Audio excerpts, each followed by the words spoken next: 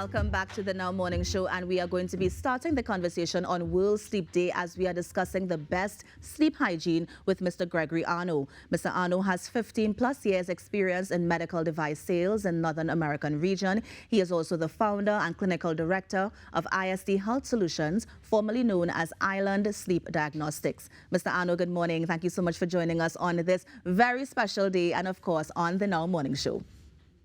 Good morning, Kimberly. How are you this morning? I'm very good as well. Yeah. Did you Enjoying get this a good World night's Sleep rest? Did Day. you get a good night's sleep? I can't say I got a lot of hours, but I would say I got sufficient to get started for the day for sure. Nice. And I think we should start the conversation there because there is the argument that you're supposed to get 8 hours sleep. There's the argument that people talk about, well, maybe if I just get a good power nap, I will be able to go for the day. So is there a certain number of hours that you should get every night, or depending on how your sleep cycle rather runs? Well, everybody's unique. It's suggested, obviously, as an adult, for us to be able to function each day and to have the ability to carry out our tasks, that we get somewhere between 7 to 9 hours. And unfortunately, in our culture in Trinidad, we probably realize that most of us are getting a lot less than that. Mm-hmm. Statistically showing, more than 69% of people who are getting less than 5 hours sleep a night have a higher increase of heart attack and stroke.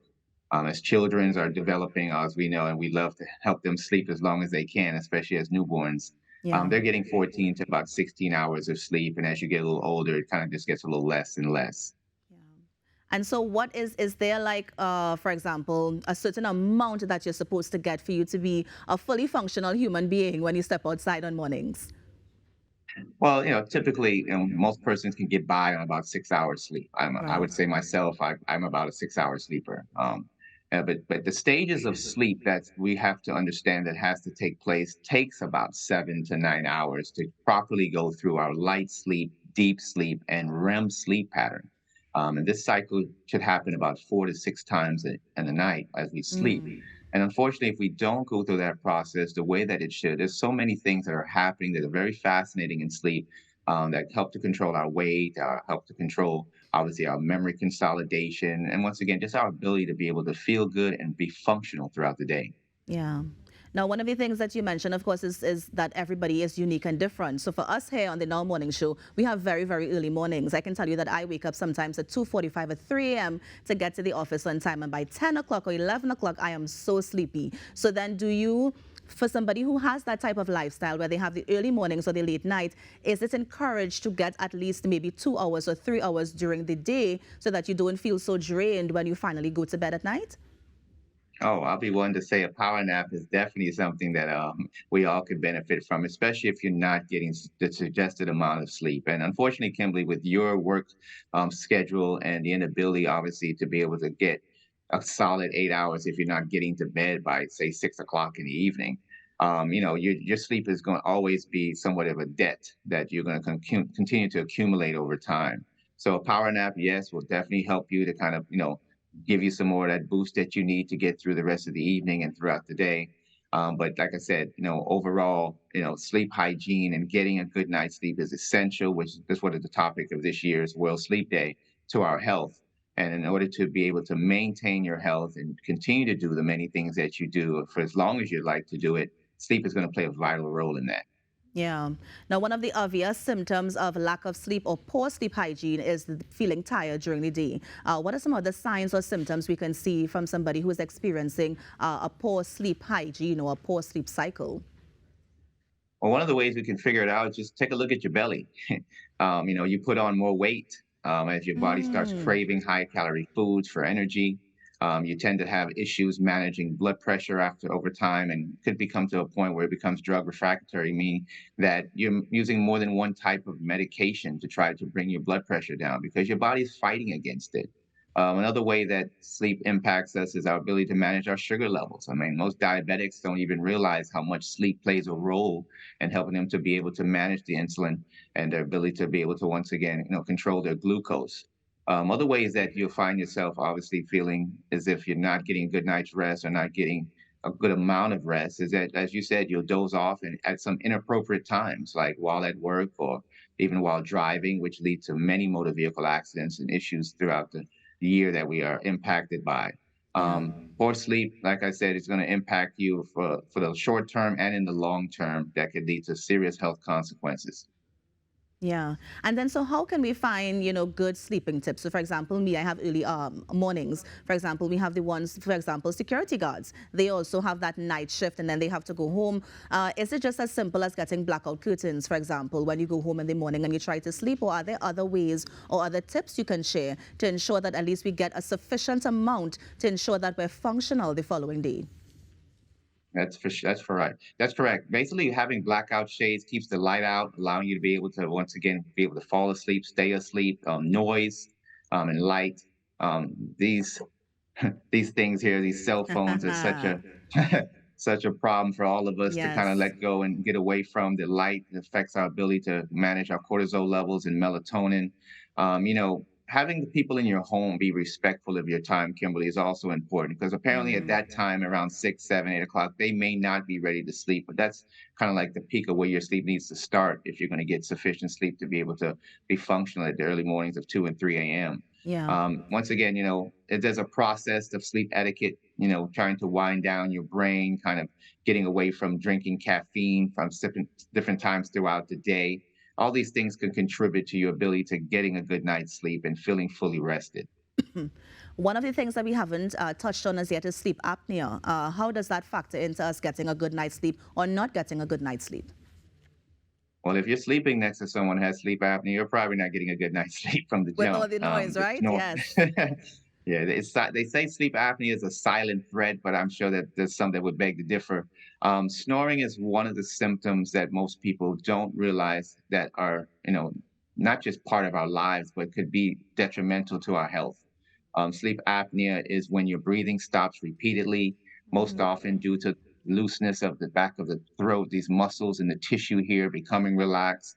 We get that vibrational sound that kind of sounds like, all day long, all night long, whatever time you're sleeping.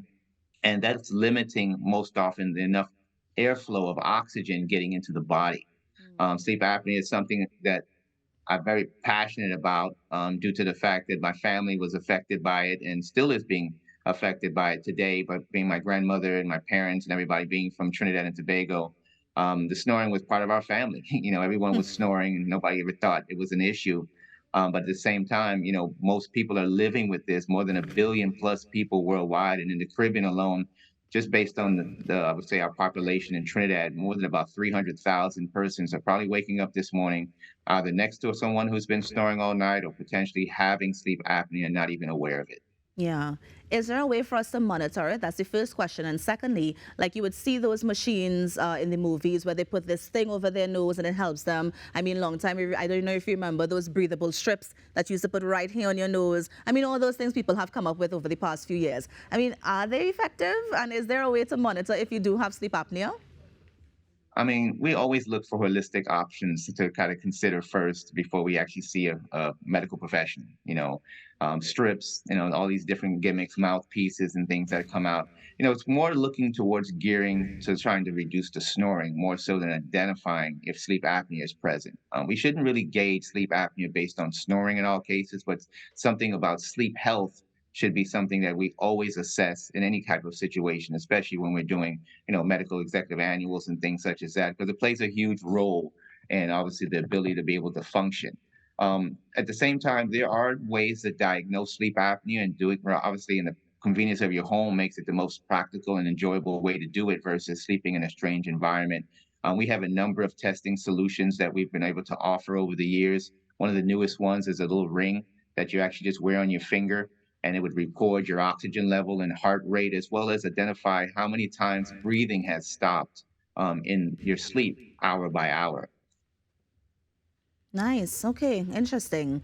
And I mean, I know that you mentioned, poor sleep hygiene may look like, the big belly and that sort of thing. But is is there a link between getting enough rest, getting enough sleep, and also helping with your health in terms of building muscle and that sort of thing? Because when you are going through weight loss, even if it is you want to bulk up a bit, they say, listen, while you are taking your supplements, while you are doing the exercises, you need to get a proper night's rest. So is there some sort of relation between building the muscle and staying physically healthy and getting the required amount of sleep? Absolutely. During sleep is when our body produces leptin and ghrelin hormones that help to control our desire to eat and to know when we're full and to regulate our metabolism rate. Not all people who have sleep apnea or have sleeping concerns are overweight. Let's just make that clear. Obviously, our bodybuilders and our gym rats who are always trying to increase muscle and trying to get bigger and stronger also are at risk of having issues because of the tissue and the mass around the neck area as it becomes wider and bigger and more muscular. It takes more pressure to keep it open as those muscles tend to get relaxed, just as all the other body parts throughout sleep.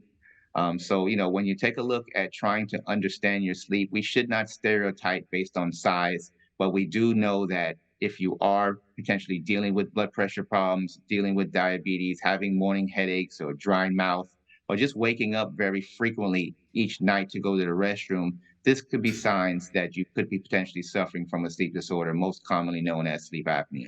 Yeah. Permit me to go off topic a bit just to ask a question. So sometimes when you're about to go to sleep, right? Sometimes you would jerk or you would shake. What causes that reaction? Well, a lot of times they're due to the apneic events. When you are not breathing and you kind of go 10 seconds or more, which is defined as apnea, the body is starving of oxygen at some particular point, and you're kind of jolting yourself Right. into it, creating this stiffness in the airway again to open up the passageway to take a breath. Sometimes it could be just due to other types of sleeping disorders, such as restless legs or periodic limb movement. There are like 80 different types of sleeping disorders that are there. It's Yeah. also, like I said, most common that we would hear people would associate themselves with insomnia, with that difficulty of being able to fall asleep or stay asleep. But that's just one of the issues that people deal with. And there's multiple issues and complex issues in some cases where there are combined problems that are going on during your sleep process. Yeah.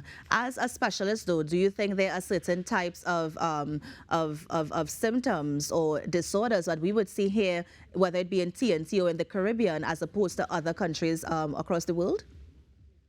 Unfortunately, sleep impacts everyone. It doesn't matter where you live, what age you are, how tall you are, how short, what size you are. We all need sleep to function. It is just as important as drinking water and getting food and nutrition to our body. Yeah. It's about a third of our lives that we spend in this time of sleep, but unfortunately, we know very little about it most often and how it connects to other issues in our lives. I would just say overall, if you're bringing up from a geographical standpoint, Trinidad, as we know, we just enjoyed our carnival season just Mm-hmm. last couple of weeks ago, and thinking about the amount of sleep deprivation that the country kind of dealt with, and not understanding the serious long-term impacts and the weakening of the immune system that this does, which most often cause people to feel sick afterwards and getting the flu. So from a geographical standpoint, our culture, as you said, is that we're always pumping. We always take pride in seeing how long we've been going without sleep. But unfortunately, there's a toll to be paid. And may not be in the initial stage. You may get by Yes. a few days, you drink coffee or take energy drinks, but the long-term effects is something that most often is irreversible about the Yeah. impact and how it's affected your brain and body and organs.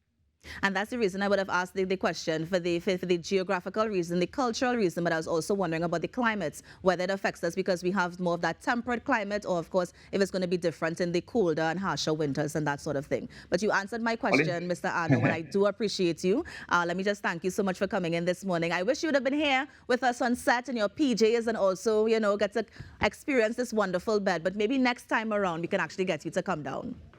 For sure. I'm on my way there tomorrow. So unfortunately, I couldn't make it today. But yes, for sure, next year we'll try to make it a date.